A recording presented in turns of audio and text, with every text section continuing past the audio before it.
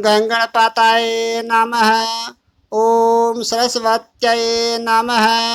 सुस्वागतम अत्र भवताम सर्वेषाम। आज हम अलंकार प्रकरण में उत्प्रेक्षा अलंकार के विषय में पढ़ेंगे। आचार्य मम्मट ने अपने काव्य प्रकाश नामक ग्रंथ में उत्प्रेक्षा अलंकार का लक्षण इस प्रकार बताया है। संभावनमथोत्प्रेक्षा परकृतस्य समेनयात्। संभावनम पलाश अथ पलाश उत्पलाश परपलाश इक्षा उत्प्रेक्षा परकृतस्य उपमेयस्य समेन उपमानेन यत् जो उपमेय के उपमान के द्वारा संभावना की जाती है उसे उत्प्रेक्षा अलंकार कहते हैं।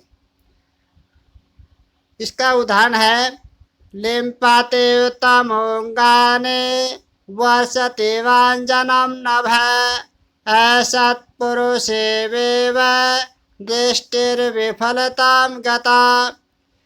लिम्पति पलस इव तमह पलस अंगानी। तमह का अर्थ होता है अंधकार, अंगानी माने अंगों को। अंधकार ने अंगों को मानो लीप दिया है। लिम्पति का अर्थ होता है लीप दिया।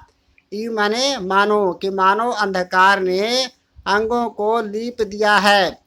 वर्षति पलस इव पलस अंजनम नभ है। नभ का अर्थ होता है आकाश। आकाश ने मानो काजल की वर्षा कर दी है। आकाश मानो काजल की वर्षा कर रहा है। आकाश कभी भी काजल की वर्षा नहीं करता है, लेकिन यहाँ पर काजल की वर्षा कर रहा है। इस प्रकार की संभावना की गई है। असत पुरुषेवेव एक दुष्ट व्यक्ति की सेवा के समान दृष्टि विफलताम गता। दृष्टि असफल हो रही है। जिस प्रकार दुष्ट व्यक्ति के सेवा से कोई फल नहीं मिलता है, उसी प्रकार अंधकार में गहरे अंधकार में दृष्टि डालने से कुछ दिखाई नहीं देता है। यहाँ पर लिम्पति और वसतिव यहाँ दोनों स्थानों पर उत्प्रेक्षा अलंकार है। उत्प्रेक्षा अलंकार में इव का प्रयोग क्रिया के साथ किया जाता है। यहाँ पर लिम्पते यह एक क्रिया है, वर्षते यह भी एक क्रिया है। तो इस प्रकार क्रिया के साथ इव का प्रयोग किया जाता है। आगे संगति है। संगति का अर्थ होता है स्पष्टीकरण। यहाँ पर स्पष्टीकरण करेंगे कि इस उदाहरण में उत्प्रेक्षा अलंकार कैसे है।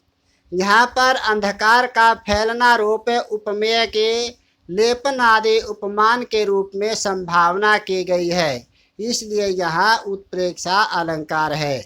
यहाँ पर अंधकार इतना अधिक फैल गया है, उस अंधकार में कुछ दिखाई नहीं देता है। वह अंधकार मानो सभी अंगों को, सभी वस्तुओं को लीप रहा है, लेकिन अंधकार कभी लीपता नहीं है। लीपने की संभावना की गई है, इसलिए यहाँ पर उत्प्रेक्षा अलंकार है। प्राय उत्प्रेक्षा अलंकार में मन्ये संके ध्रुवम प्राय नूनम इव आदि उत्प्रेक्षावाचक शब्दों का प्रयोग किया जाता है। उत्प्रेक्षा अलंकार और उपमा अलंकार में अंतर यह है कि इव शब्द जब उत्प्रेक्षा अलंकार में किया जाता है तब वह क्रिया के साथ उसका प्रयोग होता है, और उपमा अलंकार में संज्ञा के साथ इव का प्रयोग होता है। यह उत्प्रेक्षा और उपमा अलंकार की पहचान है। प्यारे बच्चों, आज हमने उत्प्रेक्षा अलंकार का लक्षण और उदाहरण पढ़ा। इस लक्षण और उदाहरण को अपनी कॉपी में अच्छी तरह से समझकर लिखेंगे। अगले रूपक अलंकार के साथ आपके सामने जल्दी ही उपस्थित होंगे। जयतु भारती, जयतु संस्कृतम।